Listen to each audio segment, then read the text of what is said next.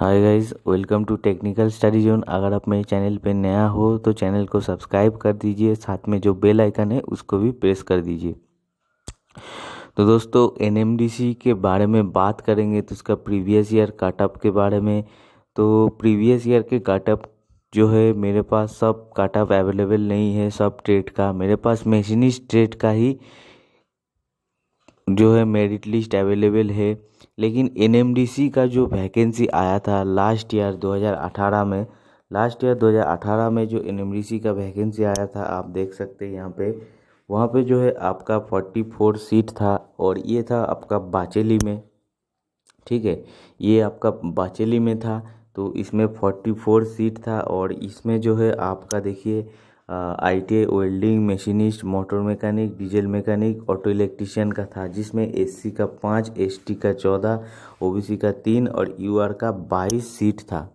तो पिछले साल जो कटअप निकला था बहुत ही गजब तरह का कटअप निकला था, क्योंकि पिछले बार जो कटअप जारी किया था बहुत ही खराब कटअप जारी किया था।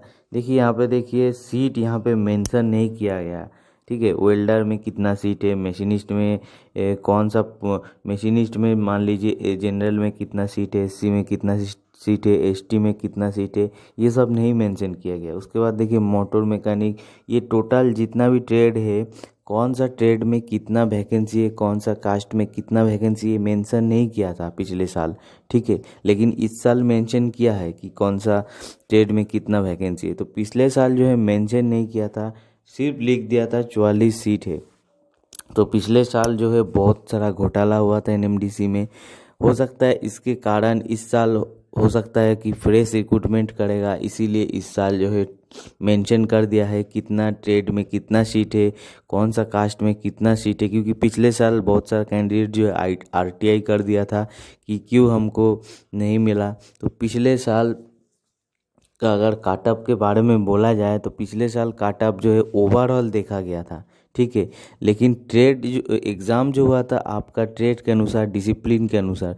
मान लीजिए आप वेल्डर है, फिटर है, मशीनिस्ट है, तो वेल्डर, फिटर, मशीनिस्ट के लिए क्वेश्चन पेपर अलग अलग था। लेकिन ये लोग जो काटअप पब्लिश किया था, काटअप पब्लिश भी अलग अलग किया था, लेकिन जो ये लोग मेरिट लिस्ट बनाया, ठीक है, मेरिट लिस्ट बनाया वो ओवरऑल सब ट्रेड मिला के मेरिट लिस्ट बनाया। ठीक है, तो मेरिट लिस्ट ओवरऑल मिला के बनाया, लेकिन पब्लिश किया अलग अलग ट्रेड अनुसार मेरिट लिस्ट पब्लिश किया। लेकिन वो लोग जो लिया है, वो लोग जो काउंट किया है वो ओवरऑल, लेकिन वो एक साथ नहीं दिया। ठीक है, तो कैसे, जैसे आपका चाहे मशीनिस्ट का हो, ठीक है, तो उसमें नहीं लिखा है कि आपका कितना सीट है। ठीक है, जनरल में हो, एससी एसटी ओबीसी में कितना सीट हो। तो ऐसे भी वेल्डर का भी है। तो वेल्डर, फिटर, मशीनिस्ट सब ट्रेड मिला के यूआर में जिसका ज़्यादा नंबर रहेगा, ठीक है, वो 22 सीट है, तो उसको जो है कटअप मार्क के अनुसार वही 22 कैंडिडेट को मिलेगा। उसके बाद आपका जो वेल्डर, मशीनिस्ट, मोटर मैकेनिक सब ट्रेड मिला के ओबीसी में जिसका जिसका जिसका ज़्यादा नंबर रहेगा उसका ओबीसी में होगा। ठीक है, और एसटी में भी अलग और एससी में भी ऐसे ही सेम, सब ट्रेड मिला के जिसका हाईएस्ट नंबर रहेगा उसी को लेगा। तो इसमें क्या हुआ, इसमें एक चीज़ हुआ, ठीक है, हाईएस्ट जिसका मिला तो उसको लिया। लेकिन किसी किसी पोस्ट में जनरल कैंडिडेट को, SC ST candidate, SC general candidate को, एससी एसटी को तो मिला, जनरल कैंडिडेट को किसी किसी पोस्ट में मिला ही नहीं। जैसे मशीनिस्ट की बात की जाए, ठीक है, मशीनिस्ट की बात कर, तो ये देखिए, ये हमारे पास मशीनिस्ट का प्रीवियस ईयर जो है ये जो है रिटेन टेस्ट का मार्क्स है। ठीक है, इसके बाद टेस्ट हुआ था, तो रिटेन टेस्ट में किसका कितना कैटेगरी वाइज कितना मार्क्स आया था, ये वो लोग पब्लिश किया था कि इतना कैंडिडेट को इतना इतना मार्क्स आया था। तो देख सकते हैं ये एक 2018 बचेली का है। ठीक है, मेंटेनेंस असिस्टेंट आईटीआई मशीनिस्ट का है। तो यहाँ पे देख सकते हैं आप, ये लोग जो मार्क्स का ये पब्लिश किया था, ठीक है, ये रोल नंबर वाइज किया था। ठीक है, रजिस्ट्रेशन नंबर, नाम अनुसार या कैटेगरी अनुसार नहीं किया था। या फिर मार्क्स ऑब्टेन अनुसार नहीं किया था, ये लोग रोल नंबर के अनुसार किया था। तो रोल नंबर के अनुसार ये लोग अगर आप देखते हैं तो बहुत सारा कैंडिडेट को बहुत अच्छा अच्छा नंबर मिला था, ठीक है। लेकिन फिर भी फाइनल मेरिट लिस्ट में वो लोग का सिलेक्शन नहीं हुआ था। जैसे आप देख सकते ये ओबीसी कैंडिडेट का सौरभ कुमार, इसका देखिए 73 मार्क्स आया था, लेकिन इसका जो है क्वालिफाई नहीं किया था। क्यों नहीं किया था आपको बाद में बता रहा हूँ क्यों नहीं किया था। तो यहाँ पे देख सकते आप टोटल, यहाँ पे देखिए मेरे पास है बहुत टोटल कैंडिडेट का किसका कितना कितना मार्क्स आया था, ठीक है। तो देखिए यहाँ पे टोटल हमारा जो एग्ज़ाम कैंडिडेट जो एग्ज़ाम दिया था टोटल 467 कैंडिडेट एग्ज़ाम दिया था, ठीक है। तो इसमें जनरल कैंडिडेट को या फिर दूसरा कास्ट का कैंडिडेट को नहीं हुआ था फाइनल में। क्यों नहीं हुआ था? क्योंकि ये लोग मेरिट लिस्ट बहुत ही ख़राब पब्लिश किया था। तो चलिए देखते हम लोग सेकेंड टेस्ट का मेरिट लिस्ट। तो उतना सारा कैंडिडेट को जो है आपका पहले नाम पब्लिश किया था कि ये कैंडिडेट को इतना इतना मार्क्स आया है। उसके बाद जो है टेस्ट का जो ये लोग बुलाया था 1:3। तो देखिए टेस्ट में ये लोग ऐसे करके बुलाया था कि देखिए यहाँ पे जनरल कास्ट को नहीं बुलाया गया था, लेकिन जनरल का ओबीसी का बहुत ही अच्छा अच्छा नंबर था, लेकिन जनरल को एक एक कैंडिडेट को भी नहीं सिलेक्शन किया था, ठीक है। चारों कैंडिडेट को टेस्ट में बुलाया था, चारों जो है एसटी कैटेगरी में था। तो मशीनिस्ट का सीट जो चला गया एसटी कैटेगरी में। तो ये बात पहले से किसी को पता नहीं था कि मशीनिस्ट का जो है पोस्ट एसटी कैटेगरी में चल जाएगा, ठीक है। अब कैसे गया हम अपना हिसाब से बोल रहा है, अपना हिसाब से बोल रहा है कि overall merit list overall cut off शायद दिखा गया, तो इसीलिए जिसका ज़्यादा नंबर है वो उस कैटेगरी उस पोस्ट में चला गया।